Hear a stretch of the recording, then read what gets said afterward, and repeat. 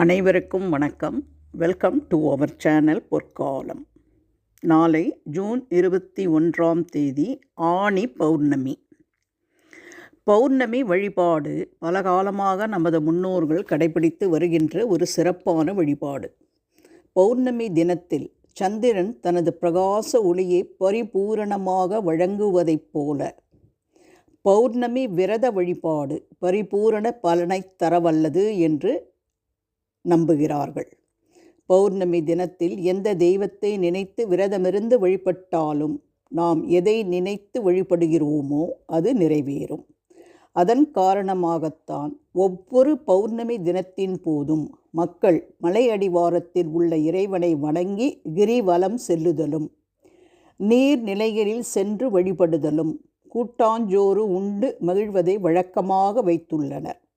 இந்த தினத்தில் விரதமிருந்து இறைவனை வழிபடுதலும் இரவில் சந்திர தரிசனம் செய்தலும் மிக அற்புதமான பலனை தரவல்லது.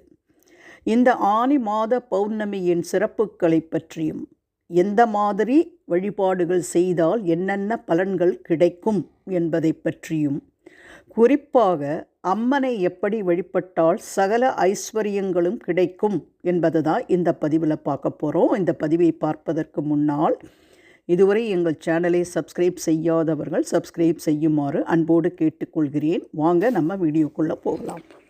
ஒவ்வொரு மாதத்தில் வரும் பௌர்ணமிக்கும் ஒவ்வொரு சிறப்புகள் உள்ளன. அந்த விதத்தில் ஆனி மாதத்தில் வருகின்ற பௌர்ணமி அன்று கோவிலுக்கு சென்று புண்ணிய நதிகளில் நீராடி விரதமிருந்து வழிபடுவது வழக்கம். ஆனி மாத பௌர்ணமி உத்தராயண காலத்தின் கடைசி பௌர்ணமியாகவும், இந்த பௌர்ணமி மூல நட்சத்திரத்தோடு வருவதாலும் சிவபெருமானை வழிபடுவதோடு அனுமனையும் வழிபது சிறப்பாகும். இந்த ஆனி மாத பௌர்ணமி வெள்ளிக்கிழமை அன்று ஜூன் 21ஆம் தேதி காலை 7:16 மணிக்கு ஆரம்பித்து 22/6/24 சனிக்கிழமை காலை 7:29 மணிக்கு முடிவடைகிறது.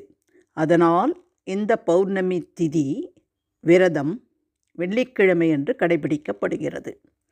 பெரும்பாலான கோவில்களில் ஆனி பௌர்ணமி அன்று அபிஷேகம், சிறப்பு பூஜைகள் நடைபெறும். எனவே வெள்ளிக்கிழமை காலை சிவன் கோவிலுக்கு சென்று அபிஷேகத்தை கண்டு களிப்பதோடு பூக்களாலும் வில்வ இலைகளாலும் அர்ச்சனை செய்து வழிபடலாம். அம்பாள், துர்க்கை அம்மனை வழிபட்டு அன்னதானம் செய்வது மிகவும் சிறப்பு. சிவன் பார்வதியோடு நம் வீட்டின் பூஜை அறையில் உள்ள படத்திற்கு வில்வ மாலை சாத்தி ஒரு நல்லெண்ணெய் தீபம் ஏற்றி வணங்கினால் வீட்டில் சுபிட்சம் ஏற்படும் என்பது ஐதீகம். ஜூன் 21ஆம் தேதி பௌர்ணமி திதி வெள்ளிக்கிழமை காலை 7 மணியிலிருந்து 22ஆம் தேதி சனிக்கிழமை காலை 7 மணி வரை இருப்பதால் சனிக்கிழமை காலை வரை மலை கோயில்களுக்கு சென்று கிரிவலம் செல்லலாம். பஞ்சபூத தலங்களில் அக்னி ஸ்தலமாக விளங்கும் திருவண்ணாமலையில் பௌர்ணமி கிரிவலம் சூரியன் உதிக்கும் போது என்ன திதி இருக்கிறதோ அதற்கு ஏற்றாற்போல்தான் அந்த நாளில் திதி பின்பற்றப்படுகிறது. ஆனால் கிரிவலம் செல்வதற்கு இது போன்ற உதய நாழிகை திதியை கணக்கிட வேண்டிய அவசியமில்லை. அதற்கு காரணம், பௌர்ணமி காலை வெள்ளிக்கிழமை 7 மணிக்கு தொடங்கி சனிக்கிழமை 7 மணிக்கு முடிவதால் சனிக்கிழமை காலை வரை 7 மணி வரை கிரிவலம் செல்லலாம். தானம் செய்வதும் புண்ணியம் தரும். ஆனி பௌர்ணமி அன்று தானம் செய்வதும் புண்ணியம் தரும் என்பது ஐதீகம். தண்ணீர், ஆடை, குடை, உணவு அவரவர்களின் வசதிக்கேற்ப முடிந்த அளவு தானம் செய்யலாம். கண்ணனை நினைத்து விரதமிருக்க காதல் கைகூடும். இன்றைய தினத்தில் வீட்டிலேயே விளக்கேற்றி வழிபட வேண்டுதல்கள் நிறைவேறும். சாவித்திரி விரதம் மேற்கொண்டால் மாங்கல்ய பலம், ஐஸ்வர்யம், நீண்ட ஆயுள் கிடைக்கும். ஆனி பௌர்ணமி என்று பிறக்கும் குழந்தைகள் அரச யோகத்தினை பெறுவார்கள். இரவில் சந்திர தரிசனம் செய்தால் மிக அற்புதமான பலன்கள் கிடைக்கும்.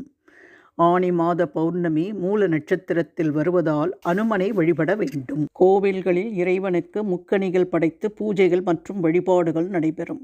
ஆனி பௌர்ணமியில் தங்கள் குல தெய்வத்திற்கும் இஷ்ட தெய்வங்களுக்கும் பூஜைகள் வழிபாடுகள் செய்வது மிகவும் சிறந்த பலன்களை தரும். எது கேட்டாலும் சத்தியமாக கிடைக்கும் என்று மனப்பூர்வமாக நம்பி ஆனி பௌர்ணமி அன்று மாலை வேளையில் சத்தியநாராயண பூஜை செய்வதும் நமக்கு அதி அற்புதமான பலன்களை தரும். இத்தகைய சிறப்பு வாய்ந்த இந்த ஆனி பௌர்ணமி மூல நட்சத்திரத்தோடு வருவதால் வெள்ளிக்கிழமை ஜூன் 21ஆம் தேதி அதிகாலையில் எழுந்து குளித்து முடித்துவிட்டு காலை முதல் மாலை வரை உணவு ஏதும் உண்ணாமல் விரதமிருந்து தெய்வங்களை வழிபடுவதால் அந்த தெய்வத்தின் பரிபூரண ஆசிகள் உங்களுக்கு கிடைக்கும். மாலையில் வீட்டிற்கு பக்கத்திலுள்ள அம்மன் கோவிலுக்கு சென்று கருப்பு வஸ்திரமும் முத்தால் ஆன ஆபரணமும் அணிவித்து நிவேதனமாக மூக்கணிகளான மா பலா வாழையையும் உளுந்தம் பருப்பு சாதத்தையும் நிவேதனமாக படைத்து வெள்ளருக்கம் பூ செண்பகப் பூக்களால் அம்மனுக்கு அர்ச்சனை செய்தும் வழிபட வீட்டில் சகல ஐஸ்வர்யங்களும் பெருகி செல்வ செழிப்பு ஏற்படும். அம்மன் நமக்கு வேண்டிய வரம் தர அருள் புரிவாள். மூக்கணிகளையும் சாதத்தையும் பக்தர்களுக்கு பிரசாதமாக கொடுக்கலாம். பின் முன்னிரவு வேளையில் சந்திர பகவானை தரிசித்து வழிபடுவது மிகவும் சிறப்பு. கோவிலுக்கு போக முடியாதவர்கள் நம் வீட்டிலுள்ள அம்மன் படத்திற்கு மஞ்சள் குங்குமம் வைத்து பூக்களால் அலங்கரித்து ஒரு நல்லெண்ணெய் தீபம் ஏற்றி வைத்து மூக்கணிகளான மா பலா வாழையையும் உளுந்தம் பருப்பு சாதத்தையும் நிவேதனமாக படைத்து வெள்ளரிக்கம்பூ அல்லது செண்பகப் பூக்களால் அம்மனின் மந்திரங்களையும் நாமங்களையும் பாடல்களையும் பாடி அர்ச்சித்து கூறி வணங்கி பின் சந்திர தரிசனம் செய்து வணங்கினால் நமக்கு வேண்டிய வரம் கிடைக்கும். பழங்களையும் உளுந்தம் பருப்பு சாதத்தையும் விரதமிருப்பவர்கள் சாப்பிட்டு விரதத்தை முடித்து கொள்ளலாம். வீட்டிலுள்ள அனைவருமே சாப்பிடலாம். மேற்கூறிய வழிபாடுகள் பூஜைகளில் உங்களின் வசதிக்கு ஏற்ப ஏதாவது ஒரு பூஜையை தேர்ந்தெடுத்து முழு நம்பிக்கையோடும் மனப்பூர்வமாகவும் அந்த பூஜையை செய்து அந்த தெய்வத்தை வணங்கினால் உங்களுடைய கோரிக்கைகள் வழிபாடுகள் கண்டிப்பாக நிறைவேறும். அதனால் இந்த நாளை வருகின்ற ஆனி பௌர்ணமி அன்று தவறாமல் உங்களுக்கு பிடித்த தெய்வத்தை வணங்கி உங்களுடைய வேண்டுதல்களை நீங்கள் நிறைவேற்றிக்கொள்ள நானும் உங்களுக்காக பிரார்த்தித்துக் கொள்கிறேன். வேறு ஒரு அற்புதமான பயனுள்ள பதிவோடு உங்களை சந்திக்கும் வரை விடைபெறுகிறேன். நன்றி, வணக்கம்.